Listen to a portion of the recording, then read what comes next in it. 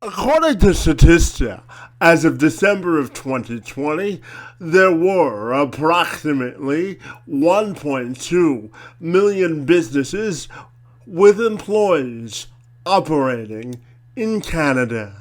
The province of Ontario had the highest number with roughly 480,000 enterprises, followed by Quebec with 268,000. Having your business stand out among the rest doesn't necessarily mean, however, you have to spend an extraordinary amount on advertising if you're willing to roll up your sleeve and put some elbow grease in to make sure that your products, services, or expertise shoot up to the top of the consumer wish list. Marc Mawhinney has 20 plus years of experience as an entrepreneur, a business coach, and he also hosts a podcast. He uses his natural born coaches platform to help coaches just like him build stronger businesses and gain more clientele without pouring a lot of money into advertising. He joined me this week to tell me all about his work, how he believes that the field of entrepreneurship has evolved, and how he's using podcasting to reach a wider audience. I'm Kevin McShann. Let's have this conversation.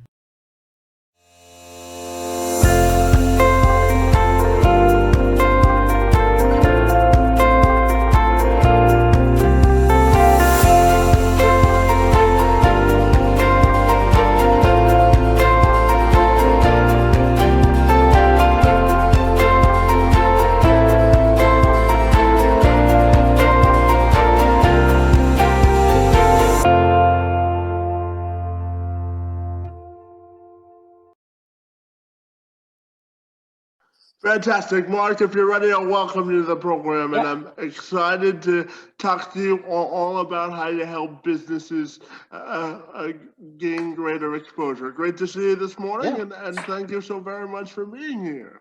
Thank you for having me. So, Mark, I know you work with businesses so that they can get a more stronger presence without necessarily paying for advertising. So, I'm wondering if we can dive into our discussion with that question this morning. Definitely. Sure thing. I mean, it's a tough question to put into a neat little 30-second answer. But basically, what I do, I help coaches, like you mentioned, get more clients without paid advertising, because a lot of coaches love what they do. They want to help people, but they don't have tens of thousands of dollars to put into expensive ads, or necessarily want to do that. So everything I've done with my business myself from 2014, when I started online, was around building my coaching business organically. And that's what I help other coaches do as well. So you don't need barrels of money to do it. I mean, you got to put effort in, roll up your sleeves, and put the work in. But it's all about consistently getting your message and the compelling offer out to the right people. Then they hire you, they invest in your products or your services. And I know that you have a personal connection to this mission because you say if you ever made it big, your goal was to help people do the same. So I'm wondering if you can dive a little bit deeper into your personal connection as well. Yeah, so I didn't know anything about coaching years ago. You know, I spent 10 years throughout my 20s in real estate, built up a big real estate business, and everything came collapsing down. So basically, I went through a dark period in my life for a couple of years, and that's where I was exposed to coaching and first found out about it. Before that, I thought coaching was, athletics and stuff. So I was helped back to my feet by a couple different coaches and mentors. And then when I was ready to get back into business, it was early 2014. I thought, wow, I've had a front row seat to see what coaching could do. So I want to do this as well. And that's where it started. Here we are over 7 years later and still having fun with it. Absolutely. And I'm wondering if you'd be willing to share a couple of success stories through the work that you've done. Well, I mean, God, how can I just, put a cool one out here? Well, I'll give you one example of a client of mine, and this goes against the get rich quick thing that's out in the coaching world. A lot of people, the gurus, the experts, are trying to sell the get rich quick. You know, you make $1 million in a week and all this other stuff, working 5 minutes a day. I had a client who she wasn't necessarily motivated just with money, but she did want to leave her full-time job and do coaching full-time, not just part-time. And what she did in that case is she built up her coaching business on the side over a couple months. You know, it took about 3 months to get rolling. Then she was able to give notice and do coaching full time and move away from her job. So it's funny because in the online space, that seems like a long time. Oh my God, 3 months, you know, I want to get everything in a week or 2 weeks or whatever. I think 3 months is pretty impressive personally for it in the real world to be able to build a business up from scratch. So that's one that always stands out to me because she was extremely excited when she was able to give notice at her job to leave. It's always fun to be your own boss, isn't it? Well, it is, but what do they say? That's your own, the worst boss you could have is yourself often because you're so hard on yourself. So I've been doing it my whole life. I'm used to it, dealing with this Mark Mark guy or whatever. But I have heard a lot of coaches that takes some getting used to.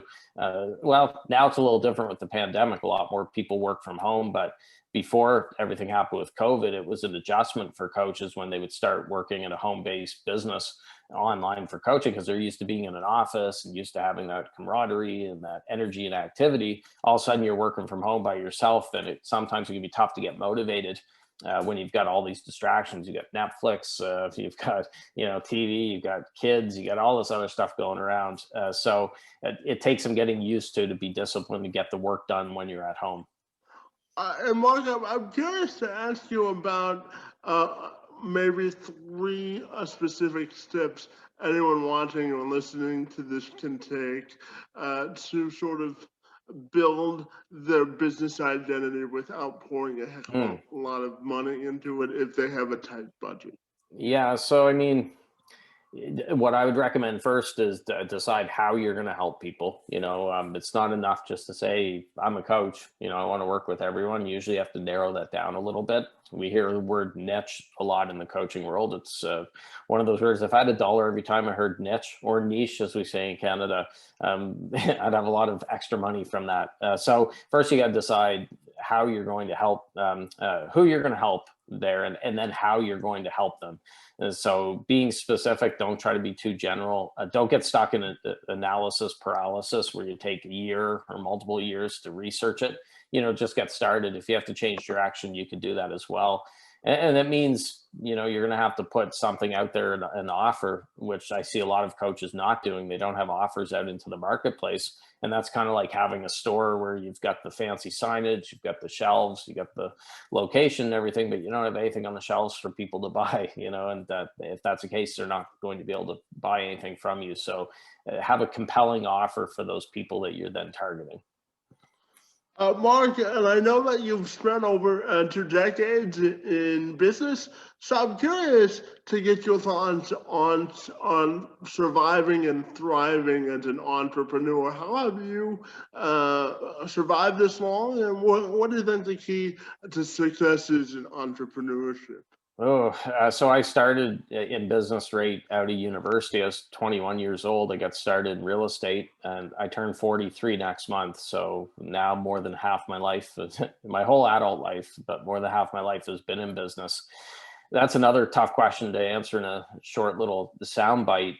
What I would say is you have to be very comfortable with ups and downs and get used to the highs and lows. Now, there's a quote from Robin Sharma where in one of his books, KMF, an acronym, and that stands for keep moving forward. And I always remember that as an entrepreneur, because there's some days you wake up, you're on top of the world. You've got something good going on. You're just on cloud nine. Then an hour later, you get hit with something negative. Then it gets better a couple hours later, something good happens, then something bad happens, and it's just all this ups and downs and BS and everything else. I mean, I was mentioning to you at the beginning that we had a glitch with Facebook on something that we're working through now. Good luck getting any help from Facebook support. It's literally non-existent. It's talking to a wall, but we're trying to work through it. There's one of those frustrations that bug me too, because I'm like, oh, geez, I don't need to be dealing with this today, with it. So you have to get very comfortable with a lot of BS and a lot of unexpected surprises coming out of left field. Since 2014, Mawhinney has hosted a podcast called Natural Born Coaches, which shares advice on how to be better coaches. It's now up to over 500 episodes, and Mawhinney shares his best advice on how to use podcasting as an effective tool to build your business. Yeah, so with podcasting, I basically started the show as a way to get my message out to more people. And it's funny, in 2014, I thought I was late to the party, because I saw other successful podcasters, and I thought, oh, I'm too late for this. I should have got started. I wasn't in my coaching business a few years earlier, but I wish I had been so I could start a podcast. Now, years later, people say to me, like, Mark, I want to start a podcast like you, but I'm too late. You started 7 years ago, and I'm just too late for it. Never a perfect time to start. But I got started with the podcast as a way just to meet. The other thing I wanted to do besides get my message out in the world was meet successful coaches and learn from them and share what I'm learning. So my show, we're actually up to 715 episodes as of today. And in that time, I've been able to interview some amazing people. And we've covered every topic imaginable for coaches and gotten it out into the world. So I really enjoy podcasting, but I also enjoy getting out on other shows just like we're doing here today. And I think that that's what a lot of coaches and podcast hosts are missing, is they think, okay, it's enough just to have a podcast. Well, the other piece of the equation is get out there to talk on other podcasts and get exposed to other networks and followings as well. Yeah, so I always say that life is a constant game of networking, absolutely. And I want to wish you a happy early birthday next month. Yeah, thank you. Yeah, well, I'm a few weeks away, and I have a twin brother, so he's, spoiler alert, he's also turning 1 year older on that day as well. Well, we share that in common. I actually have an identical twin brother as well. Oh, there we go. Small world, yeah. So, yeah, he's an identical twin too, so there we go. We're more connected than we think, Mark. Yeah, you have a womb mate as well instead of roommate. They say a womb mate. Yeah. Yeah, I'm curious, since you brought that up. What's the best part about being a twin for you, there, Mark?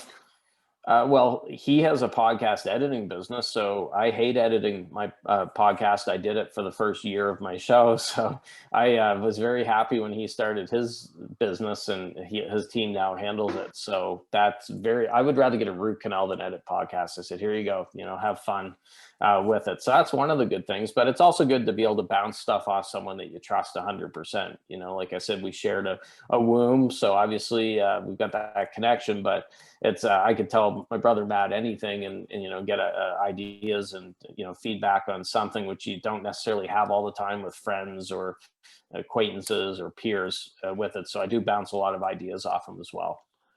Yeah, being a twin, when you talk about bouncing ideas off people, it's free marketing and free advertising without having to pay for it, right?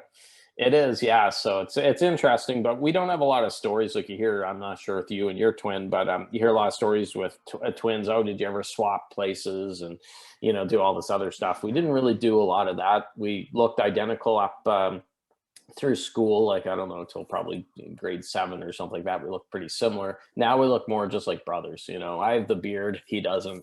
He's got a different haircut, kind of spiky hair and stuff. So people now, we sound more alike, but we don't necessarily look identical anymore. Well, one's a twin, always a twin, right? And I know that you put some energy and focus into exclusive print newsletters for coaches, your secret coaching club. So I'm wondering if you can tell me more about it. Yeah. So it's kind of an archaic concept when people hear about it because everything's digital nowadays. A few years back, actually, it was 2017 when I launched it, and I was looking to do something that was different to get into people's hands. And I was actually subscribing, and I still do subscribe to a couple different print newsletters, and I really enjoyed them. Now they're in different fields and different things, not necessarily specific to coaching, but I said it'd be really neat if I did something like this for coaches. So that's when I launched the Secret Coach Club. I said, I'm going to treat it as if I'm talking to a client. I'm going to share what's working for my clients, for my own business. It's not going to be warmed over content, social media posts or emails. It's going to be exclusive content. And here we are over 4 years later, still going strong. So it's one of those things that's probably my favorite thing, or one of my favorite things to do with my business. I really enjoy it. And I like it because it's different. There's so much in the online space that everyone's the same. No one stands out. So to have something that few others have, I think is something that's really cool. And that's why I'll never go to digital. I want to stick strictly to ink and paper, old fashioned, gets delivered to people's doors every month. And it's been going well. Well, sometimes tried and true methods can trump technology. Absolutely. Uh, Mm, and Mark, I'm curious to ask you because I was born with what's called spastic quadriplegia cerebral palsy. mm, So that just simply means I don't have enough oxygen in my legs to walk normally. And okay. I'm curious, with your history in entrepreneurship, how do you think we can create more entrepreneurial opportunities for folks with disabilities? Well, I mean, technology is great. Back in the old days, if you want to start a business, well, first of all, you need a ton of money, but you'd have to rent office space and get furniture and hire staff and everything else. Now you can run a business from the comfort of your home. I saw an article the other day about cloffices. It's a combination of closet and office, where a bunch of people now with the pandemic are having to turn their closets into offices. But basically, all you need internet access. Obviously, you need motivation, all those skills with starting a business. I think that's great for anyone if they have a physical disability or something, because they suddenly can do it right from their computer. They can connect with people all over the world.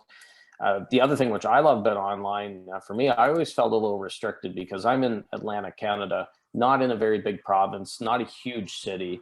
And I always felt like in my past life in real estate, I was a little restricted in that local sandbox. Now I can do business with anyone around the world, because of the joys of technology, social media, Zoom, and everything else. So for me, that opens things up as well. It's different than on your end as well, but that's what I see as an interesting thing here in 2021 is you can do business with anywhere and also with anyone in the world.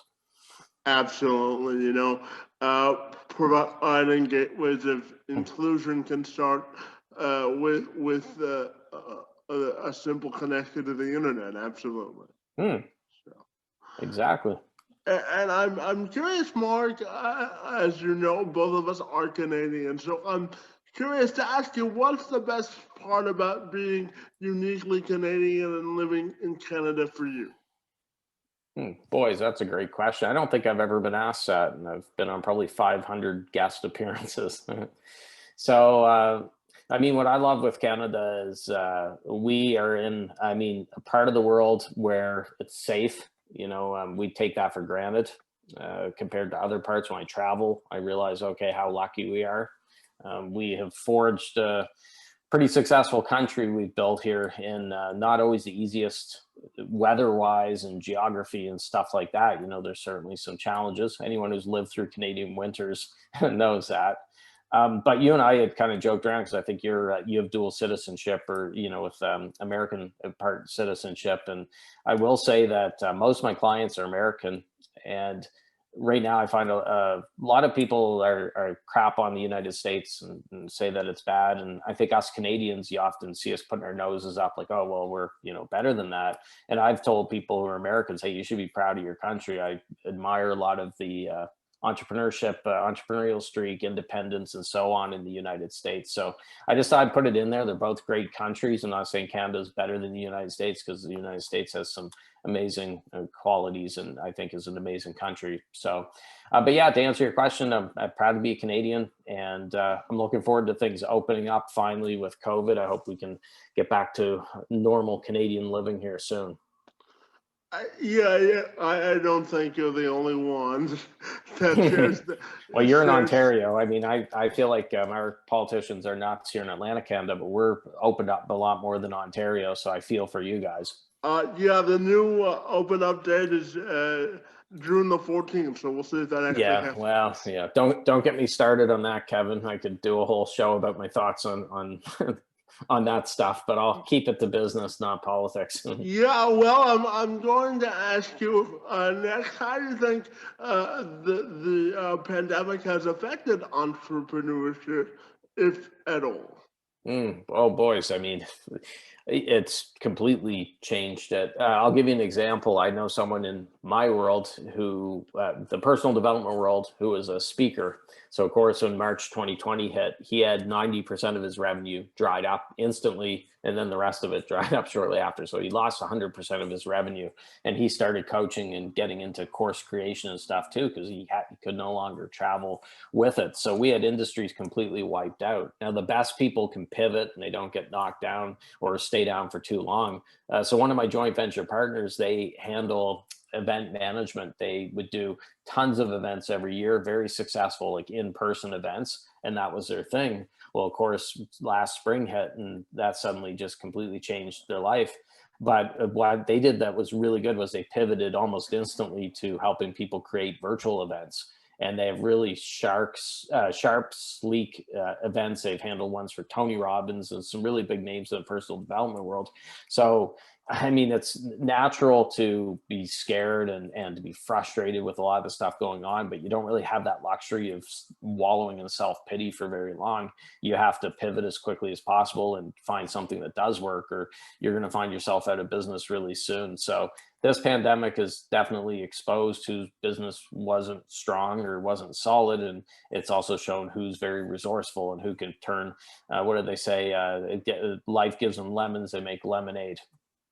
Absolutely. And Mark, I'm curious, away from business and away from work, what do you like to do for fun, buddy? Oh, boys. Well, some people say this isn't fun. Reading, I'm addicted to reading.